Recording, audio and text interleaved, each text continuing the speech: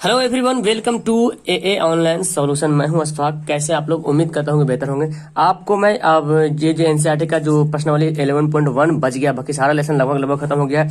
तो रचनाएं और कंस्ट्रक्शन ये पढ़ना हमको है, और इसमें मैं पिछले 3 क्वेश्चन में पढ़ा दिया हूँ पिछली वीडियो में। नीचे सारा का डिस्क्रिप्शन में लिंक दिया हुआ है, और जो लेसन आपसे छूट गया है या जो क्वेश्चन छूट गया किसी भी लेसन का, तो सभी लेसन का नीचे लिंक दे, वहां पे जाएं और सभी क्वेश्चन को एक एक करके आप आराम से देख सकते हैं। बहुत अच्छे तरीके से वहां पे समझाने की कोशिश किया हूँ। फिलहाल क्वेश्चन नंबर 4 पढ़ते हैं। एनसीईआरटी का है, ठीक है। आधार 8 सेंटीमीटर तथा ऊंचाई 4 सेंटीमीटर के एक समद्विबाहु त्रिभुज की रचना करना है।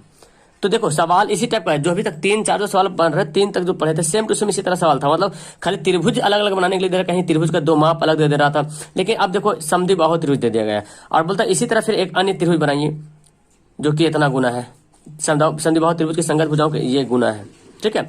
तो ये काम तो हम हमेशा हर त्रिभुज में सेम टू सेम करते आ रहे हैं, ठीक है। सेम टू सेम ये काम करते आ रहे हैं। तो उसके लिए तो आपको पता हो कि कैसे कैसे करना है। तो सबसे पहले हमको करना क्या होगा, हमको तो पहले एक त्रिभुज समद्विबाहु त्रिभुज की रचना करना पड़ेगा। उसके पहले ये देखें, आपको पहले जो 8 सेंटीमीटर दिया हुआ है, तो एक तो पहले आप ये ले लो, मेरा हाथ कलर हो आवाज है, ये है हाथ मेरा कलर है, कुछ काम कर रहा था मैंने।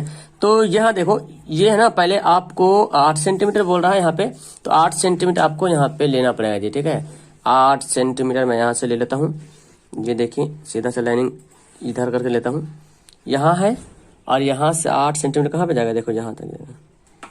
यहाँ से पहले ए बी एक रेखा ले लेता हूँ, ठीक है, ए और बी, जो कि कितना है 8 सेंटीमीटर। क्लियर है। इसके बाद हमको करना क्या बोल रहा है कि यहाँ पे बोल रहा है 4 सेंटीमीटर ऊंचाई लेना है, 4 सेंटीमीटर ऊंचा बनाना है। तो इसको ऊंचाई बनाने के लिए हमको क्या करना पड़ेगा, ये जो दिख रहा ना आपको, तो इस लाइन के आधा में, इस लाइन के आधा भाग से बड़ा ये आपको चाप लेना पड़ेगा। तो देख लेते, यहाँ देखो आधा यहाँ पे आ रहा, तो कुछ मतलब आधा से ज्यादा होना चाहिए। अगर आधा लेगा तो फिर नहीं हो पाएगा, ठीक है। तो आधा से हम देखो यहाँ पे आपके सामने यहाँ पे दिखाता हूँ इसको, ये हमारे यहाँ है, ये और ये आधा ज्यादा हो गया। अब इसके बाद हमको यहाँ पे चाप खींचना है, तो हमको इस रेखा को समद्विभाजित करना पड़ेगा, आधा आधी जो है बांटना पड़ेगा, ठीक है। तो यहाँ पे रख के मैं इसको यहाँ पे काट दिया, और नीचे भी काट देना है, ठीक है, यहाँ पे भी काट दिया। और फिर उसी तरह से यहाँ पे रख के इधर काटा, और इधर भी काटना पड़ेगा हमको, दोनों तरफ।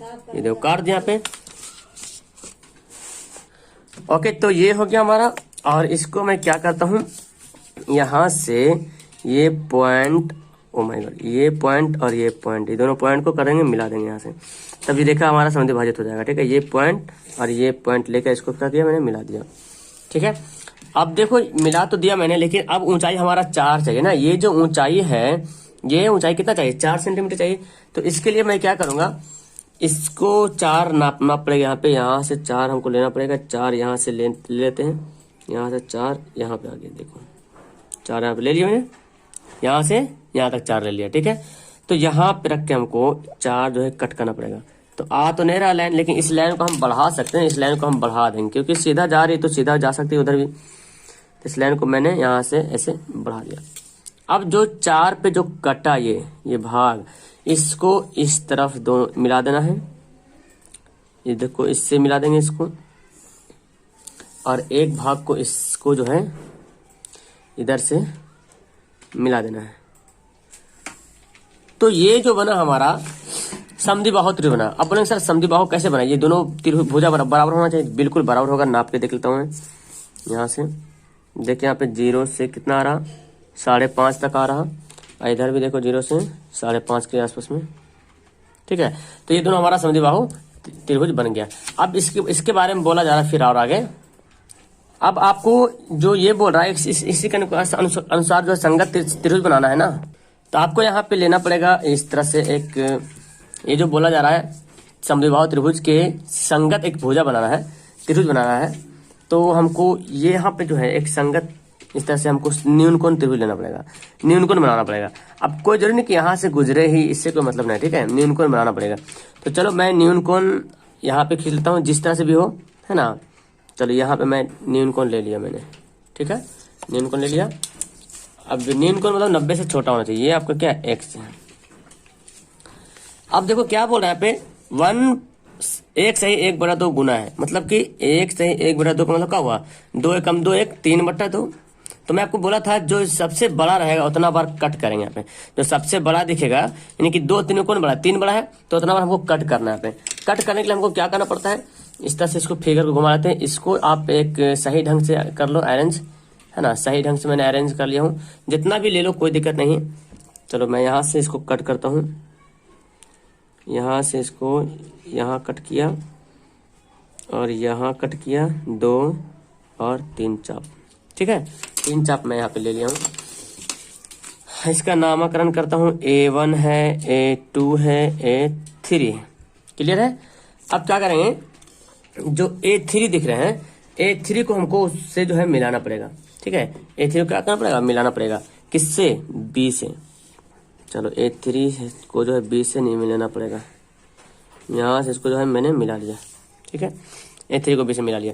लेकिन अभी बोल रहा है कि एक अन्य त्रिभुज की रचना करना है जो इसी त्रिभुज के भुजा के संगत भुजाओं के, ये बोल रहा है कि 1 से 1/2 गुना हो, ठीक है।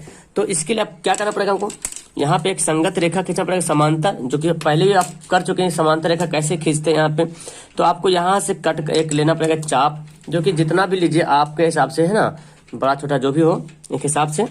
तो यहाँ पे रख करके मैं एक चाप खींचता हूँ यहाँ पर, ठीक है। ये छोटा बड़ा नहीं होना चाहिए फिलहाल यहाँ इसके लिए, इस चाप के लिए समांतर इस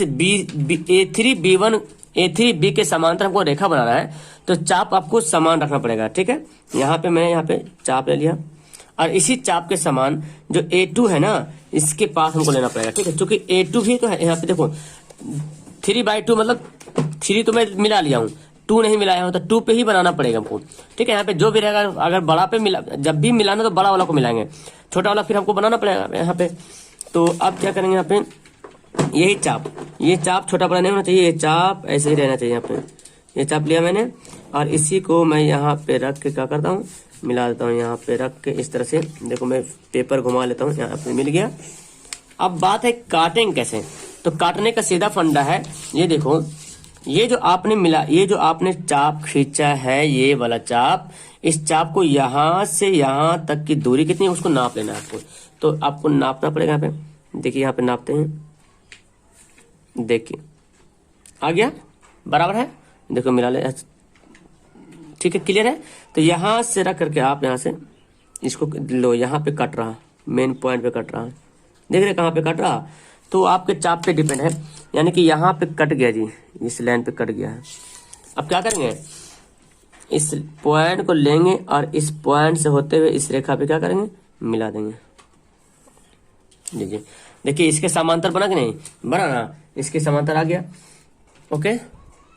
इसका नाम ओ देता हूँ, यहाँ पे जो बीच में यहाँ पे जो आ रहा है ना, ओ कर देता हूँ इसका नाम, और इसका पी नाम देता हूँ। तो अब तो एक हमारा बन रहा, अब इधर बनाना है, तो इधर बनाने के सेम वही फंडा अपनाना है, सेम वही फंडा अपनाना है। इसको लेना है बराबर, मतलब हिसाब से, ज्यादा बड़ा ज्यादा छोटा ना हो, है ना। और लेने के बाद आपको क्या करना पड़ेगा, चाप लेना पड़ेगा, जिस तरह से ले रहा था मैंने।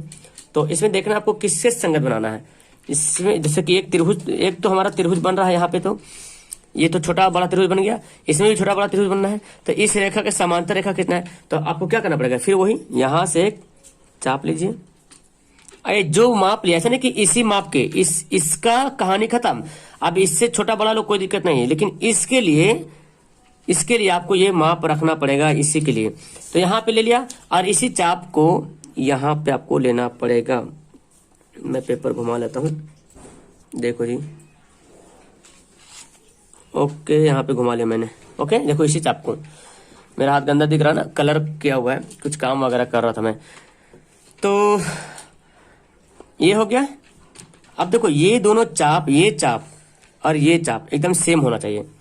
अब क्या करें, इसको भी कट करने के लिए हमको ये चाप की दूरी नापना पड़ेगा, यहाँ से यहाँ तक दूरी, जैसे हम इसको दूरी नापे थे, तो यहाँ से यहाँ तक कट के थे, तो इसका भी दूरी नाप लेते हैं।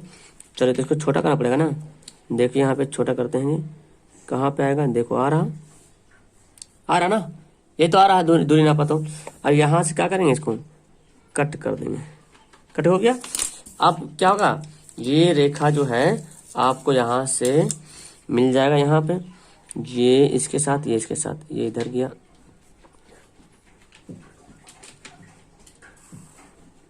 देखो इसके समांतर हो गया ये, है ना, समांतर बन गया। तो ये हमारा तो हो गया यहाँ पे। अब ये इसका नाम ए बी, यहाँ पे सी देते हैं, यहाँ पे C1 कर देता हूँ मैं, बाकी सारा का नाम पड़ गया। तो आपको इस तरह से बनाना पड़ेगा, ठीक है, इसी तरह को आपको बनाना पड़ेगा। अगर आपको कहीं भी फिगर में थोड़ा छोटा बड़ा दिख रहा कि यहाँ पे दूरी कम है, तो ये दूरी कम होने का मतलब इसका ये छोटा बड़ा हुआ होगा, इसलिए ऐसा हुआ होगा, ठीक है। तो आप बनाओगे तो सही से आ जाएगा। अब इसका हमको लिखना पड़ेगा रचना के प्रक्रम, यानी कि रचना कैसे कैसे किया हूँ उसके बारे में लिखना पड़ेगा, ठीक है। तो रचना के प्रक्रम में या रचना के चरण में आपको सबसे पहले लिखना पड़ेगा सर्वप्रथम ए बराबर 8 सेंटीमीटर खींचा, देख रहे हैं ए बी कितना खींचा, 8 सेंटीमीटर खींचे। उसके बाद आपको ये जो मैं रेखा खींचा था कहाँ गया, तो यहाँ पे ये जो पी क्यू ए बी को आधा जो किया था, तो इसका नाम मैं यहाँ पे किया था ना, तो इसका नाम मैं पी देता हूँ, इसका नाम पी था ना, तो इसका नाम कुछ और देते हैं, आर कर देते हैं, ठीक है ना, कुछ भी नाम यहाँ पे लिख सकते हैं। तो पी क्यू, तो सबसे पहले हम क्या किए, पी ए बी को लंबार्थक मतलब लंब खींचकर इसको जो है आधा आधी कर दिया। उसके बाद देखिए मैं यहाँ पे लिख दूँ कि ओ को केंद्र माना मैंने, और ये पी क्यू ओ के केंद्र मान के पी क्यू को जो है 4 सेंटीमीटर में डिवाइड कर दिया, ये 4 सेंटीमीटर यहाँ पे, ठीक है। और फिर ये सी पर ए को सी से और बी को सी से क्या किया, मिला दिया मैंने, फिर सी को ए और बी से मिला दिया, और फिर यहाँ पे क्या कि एक हमको क्या बोलते हैं न्यून कोण बनाना पड़ेगा, कौन बी ए एक्स से जो है न्यून कोण बनाया मैंने। फिर उसके बाद क्या किया कि ये जो आप जो खींचे थे न्यून कोण, इसको 3 भाग में बांटा, जो किरण ए एक्स था उसको A1 A2 A3 में क्या किया, कट किया, और उसके बाद हम लोग क्या किए A3 को B से मिला दिए, तो हमको यहाँ पे लिखना पड़ेगा। उसके बाद देखें ये तो खींच लिया चाप, 3 चाप खींच लिया, उसके बाद A3 को B से क्या किया, मिला दिया, जो कि यहाँ पे लिखा A3 को B से मिलाया। और फिर क्या किया जी, तो देखो इतना सारा जो काम किया ना, इसको मिलाया, ये समांतर रेखा खींचा, तो इतना इसको बारे में बताना, समांतर रेखा खींचने का ये नियम होता है, ठीक है। तो आपको डायरेक्ट लिखना पड़ेगा कि A3B पैरेलल समांतर RA2, ठीक है। फिर दूसरा इधर वाला BC समांतर RC1 हो गया यहाँ पे। तो इस तरह जब करने पे हमको त्रिभुज बन गए, ABC एक त्रिभुज बन गया, और ARC है ना, AR जो भी नाम यहाँ पे, नाम से कोई मतलब नहीं, जो भी नाम यहाँ पे लिख सकते हो, तो ARC और ABC हमारा त्रिभुज बन गया। अब इसका औचित्य हमको लिखना पड़ेगा। अब देखिए औचित्य में हमको करना क्या पड़ेगा, त्रिभुज ABC में हमको देखना पड़ेगा त्रिभुज एक और जो बन रहा है, तो ABC में आपको क्या देखना पड़ रहा मिल रहा, ये दोनों रेखाएं आपस में क्या हो गई, समांतर हो गई। जब रेखाएं दोनों समांतर हो जाती है तो आपको पता है यहाँ पे लेना ABC, ऊपर भी लेना पड़ेगा, और AB A3 ये भी लेना पड़ेगा। तो पहले ऊपर वाला ABC में क्या देख रहे हैं, ये BC और RC के आपस में समांतर रेखा है। जब रेखाएं जब समांतर हो जाती है, किसी त्रिभुज की एक रेखा अगर समांतर हो जाती है, तो आप कह सकते हैं कि AC बटा AC1, उस तरह से AB बटा AR, ये होता है थेल्स प्रमेय के अकॉर्डिंग से। तो इसको हमको लिखना पड़ेगा। तो हम यहाँ पे लिख सकते हैं कि AC बटा AC1 बराबर AB बटा AR, है ना, समीकरण को फर्स्ट मान लिया। अब इसी तरह जो नीचे लेना पड़ेगा ABA3 त्रिभुज ABA3 में क्या लेना पड़ेगा, तो यहाँ पे देखिए, यहाँ पे वही दिख रहा AA3 बटा AA2, और फिर AB बटा AR हमको लेना पड़ेगा। तो पहले दिखाना पड़ेगा BA3 समांतर है A2R का, ठीक है, हमको लिखना पड़ेगा BA3 समांतर है RA2 का, ये लिख लेता हूँ। अब जब ये दोनों समांतर हो गया है तो क्लियर बात हो गई कि आप लिख सकते हैं A3 बटा AA2 या फिर AB बटा AR, ठीक है। तो लिख लेता है AB, पहले इधर वाले लिख लेते हैं AB बटा AR ही लिख लेता है पहले, AB बटा AR बराबर AA3 बटा AA2 समीकरण सेकंड।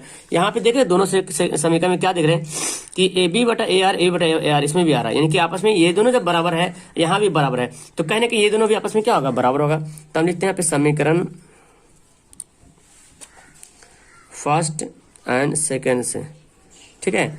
तो जब दोनों बराबर हो गए तो आप लिख सकते हैं यहाँ पे ये दोनों बराबर हो गया, तो इसका मतलब ये दोनों भी आपस में क्या है, ये दोनों भी आपस में जो है ये बराबर है। तो AC बटा AC1 बराबर AA3 बटा AA2। अब यहाँ पे देखें तो हम क्या कर सकते हैं, यहाँ पे AC बटा AC1, A से A3 तक कितना दूरी है, देखो A से A3 तक कितना पॉइंट, 1 2 3 चाप है, और A से A2 तक 1 2 चाप है। तो यानी कि A से A3 3 है, और A से A2 कितना है, 2 है। तो लिखें इसलिए AC अनुपात AC1 बराबर 3:2 जो कि सत्य है। यही औचित्य निकला है इसका। क्लियर है, समझ गए होंगे मेरे ख्याल से। तो इस तरह से 4 सवाल क्लियर हो गया। इसको आप बनाएंगे अच्छे तरीके से। और ये जो हाँ, इसका जो मैं इस्तेमाल कर रहा था, तो इसको आपको ध्यान रखना पड़ेगा, ये ना ये छोटा बड़ा ना हो थोड़ा सा, इसलिए मेरे ख्याल से मेरा फिगर यहाँ पे हल्का से ये इधर ज्यादा बढ़ गया। ठीक है, तो उम्मीद करता हूँ कि आप बेहतर बनाओगे, मेरे से अच्छा बनाओगे। Okay, that's all. Thank you everyone. अच्छी लगी वीडियो तो लाइक करना। That's all.